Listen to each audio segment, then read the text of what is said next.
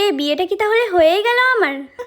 Wait wait বন্ধুরা, বিয়েটা আমার হয়নি। হ্যাঁ হ্যাঁ জানি আমি, তোমরা আমার অনেক ভিডিও বা পোস্ট দেখে ভাবছো হয়তো আমার বিয়ে হয়ে গেছে। First time as a model হিসাবে আমার একটা ব্রাইডাল শ্যুট ছিল, তো সেখানেই চলে গিয়েছিলাম। সো হ্যালো বন্ধুরা, আমি Riya, welcome back to my new blog video.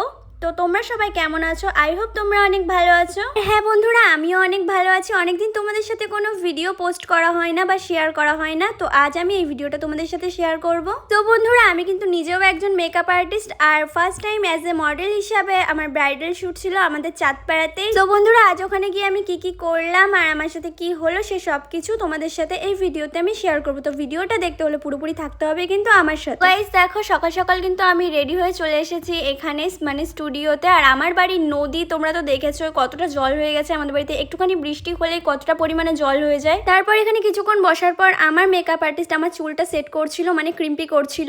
এদিকে কিন্তু আমার চুলটা ক্রিম্পি করা হয়ে গেছে, আর স্ট্রেট করার পরে আমার চুলটা কেমন লাগছে তোমরা কিন্তু অবশ্যই কমেন্টে জানিও। ক্রিম্পি হয়ে যাওয়ার পরে চুপচাপ বসেছিলাম, বসে বসে প্রচন্ড বোর হচ্ছিলাম, তাই ভাবলাম একটু রিলসই বানিয়ে নিই, তাই একটু রিলস বানাচ্ছিলাম। হে এভরিওয়ান, তারপরে দেখো আমার নাটক করতে করতে এখানে খাওয়ার টাইম হয়ে গেছিলো, মানে টিফিন টাইম, তাই আমরা সবাই মিলে এখানে খাওয়া দাওয়া করছিলাম। আর একসাথে খাওয়া দাওয়ার মজাটাই আলাদা। তারপর দেখো গাইস, আমার মেকআপ আর্টিস্ট এখানে আমার কিছু ভিডিও শুট করে নিচ্ছিল। হ্যাঁ জানি গাইস, আমার আবার বেশি ভাব আসে না, আমি ভাব দেখাতে পারছিলাম না। প্লিজ আমার এই ভাব দেখে তোমরা প্লিজ হাসাহাসি করো না। বলবো তোমাদের গাইস, মানুষের নজরে নজরে একদম শেষ হয়ে গেলাম, মানে মুখে যা না তাই তো হতেই আছে। মুখ ফুলে কিছুদিন আগে আমার পুরো ব্যাঙের মতো হয়ে গেছিলো, এখন তো তাও ঠিক আছে। আর যেহেতু তোমাদের প্রথমে বলেছিলাম যে আমার একটা ব্রাইডাল শ্যুট আছে, তো আমাকে এখানে ব্রাইড হিসাবে সাজাচ্ছে। দেখো কিছুটা সাজানো হয়ে গেছে, আমাকে কেমন লাগছে তোমরা কিন্তু কমেন্টে জানিও। এখানে দেখো আমার বেস মেকআপটা হয়ে গেছে, আর কিছুটা কমপ্লিট হয়েছে, এখনো পুরোপুরি কমপ্লিট হয়নি। ওড়নাটা দিলে কমপ্লিট হয়ে যাবে, আর এখানে ওড়না দেওয়ার কাজ চলছে। মাথায় ফুল দিয়ে তো একদম মাথাটা অনেক সুন্দর লাগছে।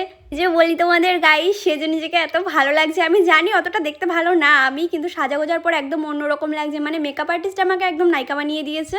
এখানে আমার লুক কমপ্লিট হয়ে যাওয়ার পরে দেখো আয়নার সামনে যে আমি কত রকমভাবে ভঙ্গি মারছিলাম, তা তোমাদের কি বলবো, তোমরা দেখলে বিশ্বাস করবে না। তারপর দেখো এখানে আমার মেকআপ আর্টিস্ট তার ভিডিও শ্যুট করে নিচ্ছিল, ফটোশ্যুট করে নিচ্ছিল।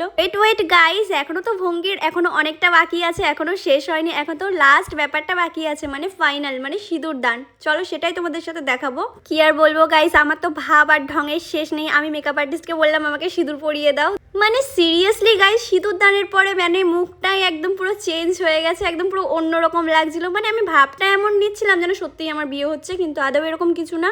সত্যি সিঁদুর পরে তো লুকটাই পুরো চেঞ্জ হয়ে গেছে আমার। এখানে তো আমাকে অনেক ভালো লাগছে, তোমাদের কেমন লাগছে তোমরা কিন্তু আমাকে অবশ্যই জানিও।